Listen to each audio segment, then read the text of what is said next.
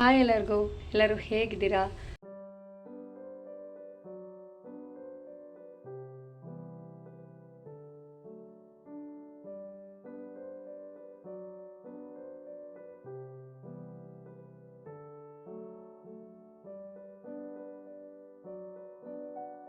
ಊರಲ್ಲಿ ನಾನು ತೋಟ ಮಾತ್ರ ಶೂಟ್ ಮಾಡ್ಕೊಂಡಿದ್ದೆ. ಇವತ್ತು ನಾವು ರಾಘು ಅವರು ಬೆಳೆದಿದ್ದ ಮನೆ, ಅಂದರೆ ಅವ್ರು ಹುಟ್ಟಿದ್ದು ಬೆಳೆದಿದ್ದು ಎಲ್ಲ ಅವ್ರದ್ದು ಸ್ವಂತ ಊರಲ್ಲಿ ಅವ್ರ ಮನೆಗೆ ಹೋಗ್ತಾ ಇದ್ವಿ.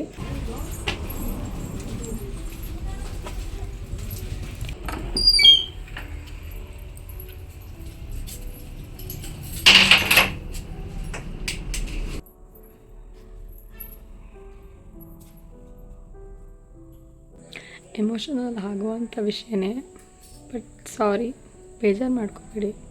ನನಗೆ ಈ ಮಾತುಗಳನ್ನ ಹೇಳುವಾಗಲೂ ತುಂಬ ದುಃಖ ಆಯಿತು.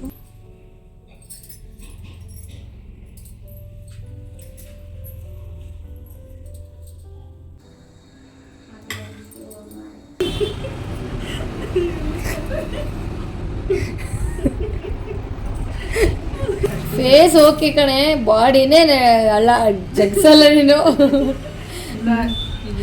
ಬಾಡಿ ಸ್ಟಿಫ್ ಆಗ್ಬಿಟ್ಟು ಅವಾಗಲೇ ನನ್ನ ಕೈಲಿ ಅನುಷ್ಕಾ ಥರ, ಬಾಹುಬಲಿ ಅನುಷ್ಕಾ ಥರ ಕಾಣ್ತಿದ್ದೆ. ಇವಾಗ ಹಿಂಗೆ ಆಡ್ತಾರೆ ನೋಡ್ರೆ ಬೇರೆ ಥರ ಕಾಣ್ತೀನಿ. ಹೂ ಹಿಡ್ಕೊ ಸುಮ್ಮನೆ ಬೇಕೈತಿ. ವಿಡಿಯೋಸ್ ಇನ್ನೂ ಯಾರು ಸಬ್ಸ್ಕ್ರೈಬ್ ಮಾಡ್ಕೊಳ್ದೆ ನೋಡ್ತಾ ಇದ್ದೀರಾ, ಅವರೆಲ್ಲ ಸಬ್ಸ್ಕ್ರೈಬ್ ಮಾಡಿಕೊಂಡು ವಿಡಿಯೋಸ್ನ ನೋಡಿ, ಲೈಕ್ ಮಾಡಿ, ಶೇರ್ ಮಾಡಿ, ಕಮೆಂಟ್ ಮಾಡಿ. Thank you. ಹಬ್ಬದ ದಿನ ಎಲ್ಲರೂ ಫ್ರೆಶ್ ಅಪ್ ಆಗಿ ಮನೆಯೆಲ್ಲ ಕ್ಲೀನ್ ಮಾಡಿಕೊಂಡು ಪೂಜೆಗೆ ರೆಡಿ ಮಾಡ್ಕೊಳ್ತಿದ್ದೀನಿ. ಮಕ್ಕಳು ಕೂಡ ಫ್ರೆಶ್ ಅಪ್ ಆಗಿದ್ದಾರೆ. ಯುಗಾದಿ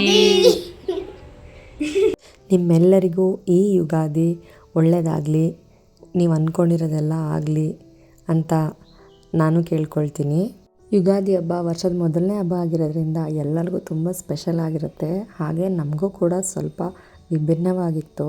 ನಾವು ಬೇರೆ ರೀತಿಯೇ ಆಚರಣೆ ಮಾಡಿದ್ವಿ. ಈ ವ್ಲಾಗಲ್ಲಿ ನೀವು ನಮ್ಮ ಯುಗಾದಿ ಹೇಗೆ ಆಚರಣೆ ಮಾಡಿದ್ವಿ ಅಂತ ನೋಡ್ಬೋದು. ಯೂಶ್ವಲಿ ನಾನು ದೇವ್ರ ಪಾತ್ರೆನೆಲ್ಲ ಹಿಂದಿನ ದಿನವೇ ತೊಳ್ಕೊಳ್ತೀನಿ, ಆದರೆ ನಾನು ಅವತ್ತು ಫುಲ್ ಮನೆಯೆಲ್ಲ ಡೀಪ್ ಕ್ಲೀನ್ ಮಾಡಿರೋದ್ರಿಂದ ಬೆಳಿಗ್ಗೆಗೆ ತೊಳ್ಕೊಳ್ಳೋಣ ಅಂತ ಬೆಳಗ್ಗೆ ಇಟ್ಕೊಂಡಿದ್ದೆ.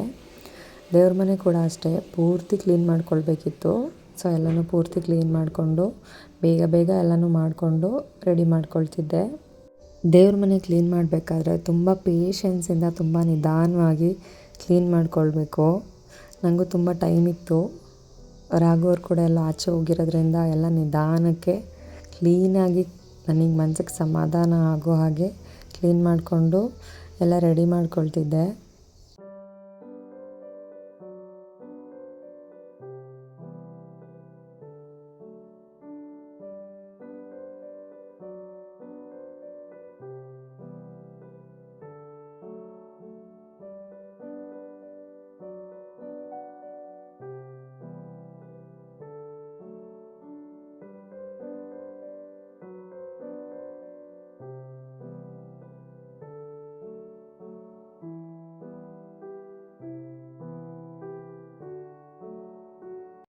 ಇವತ್ತು ಹಬ್ಬ ಆಗಿರೋದ್ರಿಂದ ನಮ್ಮ ಮನೆ ಪಕ್ಕದವರು, ನನ್ನ ಫ್ರೆಂಡ್ ಇವರು ಸ್ಮಿತಾ ಅಂತ, ಒಬ್ಬಟ್ಟು ಮತ್ತು ಪಾಯಸ ಕೊಡೋಣ ಅಂತ ಬಂದಿದ್ದಾರೆ.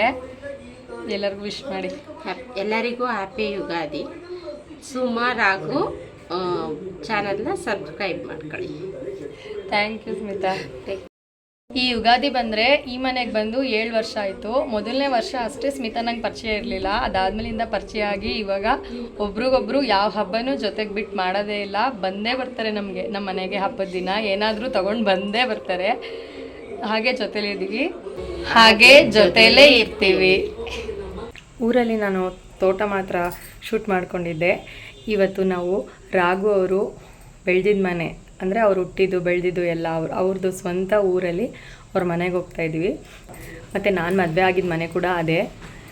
ಆ ಮನೆಯಲ್ಲಿ ಇವಾಗ ಯಾರಿದ್ದಾರೆ ಯಾರಿಲ್ಲ ಎಲ್ಲನೂ ನೋಡಿಕೊಂಡು ಬರೋಣ ಬನ್ನಿ. ಇದೇ ನೋಡಿ ರಾಘು ಅವರ ಸ್ವಂತ ಊರು. ಇವಾಗ ನಾವಿರೋ ಮನೆಯಿಂದ ಇಲ್ಲಿಗೆ ಅರ್ಧ ಮುಕ್ಕಾಲು ಗಂಟೆಯಲ್ಲೇ ಬಂದುಬಿಡ್ಬೋದು. ಮಕ್ಕಳಿಗೆಲ್ಲ ಎಕ್ಸಾಮ್ಸು, ಟ್ಯೂಷನ್ನು ಅಂತ ಹೇಳಿ ನಾನು ಸುಮಾರು ದಿನವೇ ಆಗೋಗಿತ್ತು ಊರಿಗೆಲ್ಲ ಬಂದು. ರಾಘು ಅವ್ರ ಅದಕ್ಕೆ ಕೂಡ ಮನೆ ಮುಂದೆ ಎಲ್ಲ ಕ್ಲೀನ್ ಮಾಡಿ ಬಾಗಿಲಿಗೆ ಮಾವಿನ ತೋರಣ ಎಲ್ಲ ಕಟ್ಟಿದ್ರು. ನಾವು ಹೋಗೋಷ್ಟರಲ್ಲಿ ಅದಾಗಲೇ ಮಧ್ಯಾಹ್ನ 11 ಗಂಟೆ 12 ಗಂಟೆ ಆಗಿತ್ತು. ಇದೇ ನೋಡಿ ನಮ್ಮ ಊರಿನ ಮನೆ. ಇದು ಆಗಿನ ಕಾಲದ ತೊಟ್ಟಿ ಮನೆ ಆಗಿತ್ತು.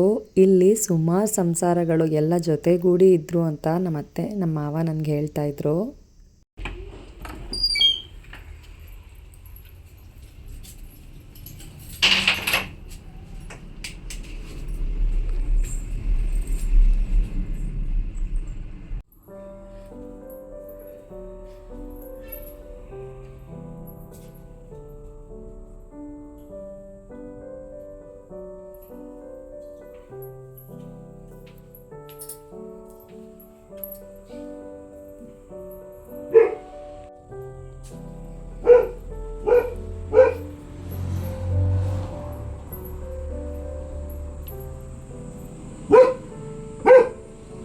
ನಾವು ತುಂಬ ಗ್ಯಾಪ್ ಕೊಟ್ಟು ಊರಿಗೆ ಹೋಗಿರೋದ್ರಿಂದ ಮನೆಯೆಲ್ಲ ತುಂಬಾ ಧೂಳಾಗಿತ್ತು. ಸೊ ನಾನು ಪೂರ್ತಿಯಾಗಿ ಕ್ಲೀನ್ ಮಾಡಿಕೊಂಡೆ. ರಾಘು ಅವರು ಸ್ವಲ್ಪ ತೋಟದ ಹತ್ರ ಹೋಗ್ಬಿಟ್ಟು ಬರ್ತೀನಿ ಅಂತ ಅವರು ತೋಟದ ಹತ್ರ ಹೋಗಿದ್ರು. ದೀಪ ಎಲ್ಲ ರೆಡಿ ಮಾಡಿಕೊಂಡು ಹೊಸ್ಲಿಗೆಲ್ಲ ಕುಂಕುಮ ಇಟ್ಕೊಳ್ಳೋಣ ಅಂತ ಇಟ್ಕೊಳ್ತಿದ್ದೆ. ಈ ಮನೆಯಲ್ಲೆಲ್ಲ ಓಡಾಡುವಾಗ ನನಗೆ ತುಂಬ ಮೆಮೊರೀಸ್ ಹಂಗೆ ನೆನಪಾಗುತ್ತೆ. ಹಾಗೆ ಒಂದು ವಿಷಯ ನೆನಪಾಯಿತು. ನನ್ನ ಮಗ ಈ ಮನೆಯಲ್ಲಿ ಓಡಾಡಿಕೊಂಡು ನಾನು ಏನು ಕೆಲಸ ಮಾಡುವಾಗಲೂ ನನ್ನ ಹಿಂದೆ ಮುಂದೆನೇ ಓಡಾಡ್ಕೊಂಡಿರ್ತಿದ್ದ. ಅದೆಲ್ಲ ನಂಗೆ ನೆನಪಾಗ್ತಿತ್ತು. ಇವರು ನಮ್ಮ ಮಾವ ಅವರ ತಂದೆ ತಾಯಿ ಗೆಂಡೇಗೌಡರು, ಗೆಂಡಪ್ಪಮ್ಮ ಅಂತ ಕರೀತಾರೆ. ನಮ್ಮ ಕುಟುಂಬದನ್ನ ಗೆಂಡೇಗೌಡರು ಕುಟುಂಬ ಅಂತಲೇ ಇಡೀ ಊರಲ್ಲಿ ಕರೆಯೋದು. ಈ ಮನೆಯಲ್ಲಿ ನಾನು ಸುಮಾರು 5-6 ವರ್ಷ ಇರ್ಬೋದು. ಕಷ್ಟ ಏನು ಸುಖ ಏನು ಅಂತ ನಾನು ಇವತ್ತು ಅರ್ಥ ಮಾಡ್ಕೊಂಡಿದ್ದೀನಿ ಅಂದರೆ ಇಲ್ಲಿ ನಾನು ಕಳೆದ ಆ ದಿನಗಳೇ ಕಾರಣ ಅಂತ ಹೇಳ್ಬೋದು. ಇಲ್ಲಿ ನನಗೆ ತುಂಬ ಮೆಮೊರೀಸ್ ಇದೆ. ಹಾಗಾಗಿ ನನಗೆ ಇಲ್ಲಿ ಬಂದರೆ ತುಂಬ ಖುಷಿಯಾಗುತ್ತೆ. ಇಲ್ಲಿ ಕಳೆಯೋ ದಿನ ಒಂದೇ ದಿನ ನಾನು ಬೆಳಗ್ಗೆ ಬಂದರೆ ಸಂಜೆ ಅಷ್ಟರಲ್ಲಿ ಹೊರಟೋಗ್ಬಿಡ್ತೀನಿ. ಆದರೂ ನಾನು ತುಂಬ ಖುಷಿಯಾಗಿ ದಿನನ ಕಳಿತೀನಿ. ಇಲ್ಲಿ ಬಂದು ಈಗ ನಮ್ಮ ಮಾವ ಅವ್ರನ್ನ ಕಳ್ಕೊಂಡು ಈಗ 5 ತಿಂಗಳಾಗಿರೋದ್ರಿಂದ ಈಗ ಇಲ್ಲಿ ಯಾರೂ ಇಲ್ಲ. ಆದರೆ ನಾನು ಇಲ್ಲಿದ್ದಾಗ ನಮ್ಮ ಅತ್ತೆ ಮಾವ ಅವ್ರ ಜೊತೆಗೆ ನಾನು ಇದ್ದಿದ್ದು. ತುಂಬ ನೋವಂತೂ ಇದೆ. ಆದರೆ ನಾವು ನಮ್ಮ ಪುಟ್ಟ ಮಕ್ಕಳಿಗೋಸ್ಕರ, ಅವರ ಮುಂದಿನ ಭವಿಷ್ಯಕ್ಕೋಸ್ಕರ ಮುಂದಿನ ಜೀವನನ ನಾವು ಕಳೀತಾ ಇದ್ದೀವಿ. ನನಗೆ ನನ್ನ ತಂದೆ ಕೂಡ ಇಲ್ಲ. ರಾಘು ಅವ್ರಿಗೂ ಕೂಡ ಈಗ ಅವರು ತಂದೆನ ಕಳ್ಕೊಂಡ್ರು. ದೇವರು ನಮ್ಗೆ ಇಷ್ಟೊಂದು ಕಷ್ಟ ಯಾಕೆ ಕೊಡ್ತಾನೆ ಅಂತ ಕೇಳೋ ಅಷ್ಟು ದುಃಖ ಇದೆ. ಆದರೂ ನಾವು ಧೈರ್ಯವಾಗಿ ಮಕ್ಕಳಿಗೋಸ್ಕರ, ಅವರ ಮುಂದಿನ ಭವಿಷ್ಯಕ್ಕೋಸ್ಕರ ನಾವು ಚೆನ್ನಾಗಿ ಬದುಕಲೇಬೇಕು, ಅವ್ರಿಗೆ ಒಳ್ಳೆ ಜೀವನ ಕೊಡಲೇಬೇಕು ಅಂತ ಧೈರ್ಯವಾಗಿ ಹಠವಾಗಿ ಬದುಕ್ತಾ ಇದ್ದೀವಿ. ಎಮೋಷನಲ್ ಆಗುವಂಥ ವಿಷಯನೇ, ಬಟ್ ಸಾರಿ, ಬೇಜಾರು ಮಾಡ್ಕೋಬೇಡಿ. ನನಗೆ ಈ ಮಾತುಗಳನ್ನ ಹೇಳುವಾಗಲೂ ತುಂಬ ದುಃಖ ಆಯಿತು. ಆದರೆ ನಾನು ನಿಜವಾಗ್ಲೂ ಹೇಳ್ತಾ ಇದ್ದೀನಿ, ಏನೇ ಬಂದರೂ ಎದುರಿಸ್ತೀವಿ. ಏನೇ ಬಂದರೂ ಅದನ್ನು ಎದುರಿಸೋಕ್ಕೆ ರೆಡಿಯಾಗಿದ್ದೀವಿ. ನಾವು ಇವತ್ತು ನಗ್ನಗ್ತಾ ಖುಷಿಯಾಗಿರಬೇಕು. ಅವ್ರು ಕಷ್ಟಪಟ್ಟು ನಾವು ಖುಷಿಯಾಗಿರಲಿ ಅಂತಲೇ ಕಷ್ಟಪಟ್ಟಿದ್ದಾರೆ. ಸೊ ನಾವಿವತ್ತು ಖುಷಿಯಾಗಿದ್ದರೆ ಅವ್ರಿಗೂ ನೆಮ್ಮದಿ ಅಂತ ನಾನು ಅಂದ್ಕೊಳ್ತೀನಿ. ಬನ್ನಿ ಇವಾಗ ಮನೆಯೆಲ್ಲ ಕ್ಲೀನ್ ಮಾಡಿದ್ದೀನಿ. ದೀಪ ಎಲ್ಲ ಹಚ್ಕೊಳ್ಳೋಣ.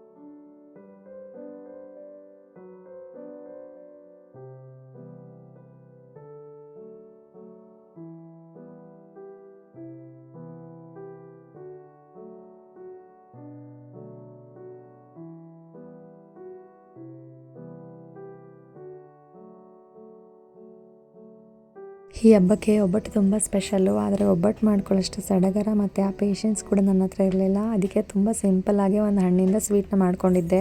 ರಾಘು ಅವರ ಫ್ರೆಂಡ್ ಮನೇಲಿ ನಮ್ಮನ್ನ ಊಟಕ್ಕೆ ಕರೆದಿದ್ರು, ನಾವು ಅಲ್ಲಿಗೆ ಹೋಗ್ಬಿಟ್ಟು ಬರ್ತೀವಿ. ಅಷ್ಟರಲ್ಲಿ ನೆನ್ನೆ ಒಂದು ಶೂಟ್ ಮಾಡಿದ್ವಿ, ತುಂಬ ಫನ್ನಿಯಾಗಿತ್ತು, ಅದನ್ನು ಶೇರ್ ಮಾಡಿದ್ದೀನಿ, ನೋಡ್ಕೊಂಡು ಬನ್ನಿ.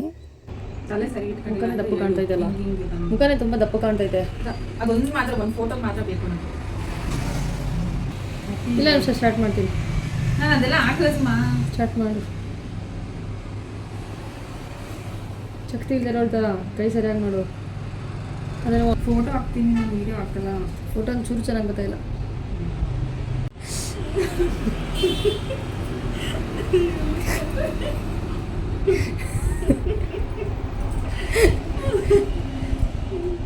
ಈ ಕಡೆಯಿಂದ ಬಂದ್ಬಿಡಿ ಸ್ಟೇಜ್. ಹೆಂಗೆ ತೆಗ್ದಿದ್ದೀವಿ ಫೋಟೋಸು? ಎಲ್ಲಿ ಏನು ತೆಗ್ದಿದೆಯಾ ನೋಡಬೇಕು. ಯಾವ್ದು ಚೆನ್ನಾಗಿದೆ ಅದನ್ನು ಮಾತ್ರ ಸೆಲೆಕ್ಟ್ ಮಾಡ್ಕೊ. ಯಾವ ಚೆನ್ನಾಗಿದೆ ಅದನ್ನು ಮಾತ್ರ ಸೆಲೆಕ್ಟ್ ಮಾಡ್ಕೊಂಡು ನಮ್ಮ ಅಕ್ಕಂಗೆ ಆ್ಯಕ್ಚುಲಿ ಯಾರಾದರೂ ಒಬ್ಬರು ಸ್ಟುಡಿಯೋಗೋಸ್ಕರ ಯಾರು ಮಾಡಲೇ ಬೇಡ, ನಮ್ಮ ಅಕ್ಕನೇ ಒಂದು ಮಾಡಲ್ ಥರ ಮೇಲೆ ಕೂರಿಸ್ತಾ ಇಲ್ಲ. ನೀವೇ ಕಮೆಂಟ್ ಮಾಡಿ ನಮ್ಮ ಅಕ್ಕ ಈ ಮೇಕಪ್ ಲುಕ್ಕಲ್ಲಿ ಚೆನ್ನಾಗಿ ಕಾಣ್ತಿದ್ದಾಳ ಇಲ್ವಾ ಅಂತ ಕಮೆಂಟ್ ಮಾಡಿ. ಸ್ಟುಡಿಯೋ ಓಪನ್ ಆಗಿರೋ ಖುಷಿಲಿ ನಮ್ಮ ಅಕ್ಕ ಒಂದ್ಸಲಿ ಮೇಕಪ್ ಮಾಡ್ಕೊಳ್ಳೋಣ, ಯುಗಾದಿ ಫೆಸ್ಟಿವಲ್ ಇದೆ ಅದಕ್ಕೋಸ್ಕರ ಯುಗಾದಿ ಥೀಮ್ನಲ್ಲಿ ಫೋಟೋಸ್ನ ತೆಗೆದುಕೊಡು ಅಂತ ಈಗ ತಾನೇ ಕಾಲ್ ಮಾಡಿದ್ಲು, ಬಂದು ಫೋಟೋಸ್ ತೆಗಿತಾ ಇದೆ. ನೀವೇ ನೋಡಿರ್ಬೋದು ಹೇಗೆ ತೆಗೆದೆ, ಎಷ್ಟು ಎಂಜಾಯ್ ಮಾಡ್ಕೊಂಡು ಶೂಟ್ ಆಯಿತು ಅಂತ. ತುಂಬ ಚಿಕ್ಕ ಶೂಟು, ನಾನೇ ದೊಡ್ಡ ಫೋಟೋಗ್ರಾಫರ್ ಅಲ್ಲ. ಅಕ್ಕನೂ ತುಂಬ ಮಾಡಲಿಂಗ್ ಎಲ್ಲ ಬರೋರೆಲ್ಲ ಯಾವ ರೀತಿ ಇರ್ತಾರೆ ಆ ರೀತಿಯೂ ಅಕ್ಕ ಇಲ್ಲ. ಜಸ್ಟ್ ನಾವು ಟ್ರೈ ಮಾಡ್ತಾ ಇದ್ದೀವಿ ಅಷ್ಟೇ, ಟ್ರಯಲ್ ಆ್ಯಂಡ್ ಎರರ್ ಆ ಥರ ಮಾಡ್ತಾ ಇದ್ದೀವಿ. ವಿಡಿಯೋಸ್ ಇನ್ನೂ ಯಾರು ಸಬ್ಸ್ಕ್ರೈಬ್ ಮಾಡ್ಕೊಳ್ದೆ ನೋಡ್ತಾ ಇದ್ದೀರಾ ಅವರೆಲ್ಲ ಸಬ್ಸ್ಕ್ರೈಬ್ ಮಾಡಿಕೊಂಡು ವಿಡಿಯೋಸ್ನ ನೋಡಿ ಲೈಕ್ ಮಾಡಿ ಶೇರ್ ಮಾಡಿ ಥ್ಯಾಂಕ್ ಯು. ಬ್ಲಾಗ್ ಇಷ್ಟ ಆಗಿದ್ದರೆ ಲೈಕ್ ಮಾಡಿ, ಶೇರ್ ಮಾಡಿ, ಸಪೋರ್ಟ್ ಮಾಡಿ. ಯಾರು ಸಬ್ಸ್ಕ್ರೈಬ್ ಮಾಡ್ಕೊಳ್ಳಿ ಬ್ಲಾಗ್ ನೋಡ್ತಿದ್ರೆ ದಯವಿಟ್ಟು ಹೋಗಿ ಸಬ್ಸ್ಕ್ರೈಬ್ ಆಗಿ ಅಂತ ಹೇಳ್ತಾ ಈ ಬ್ಲಾಗ್ನ ಇಲ್ಲಿಗೆ ನಾನು ಎಂಡ್ ಮಾಡ್ತಾ ಇದ್ದೀನಿ. Thank you for watching.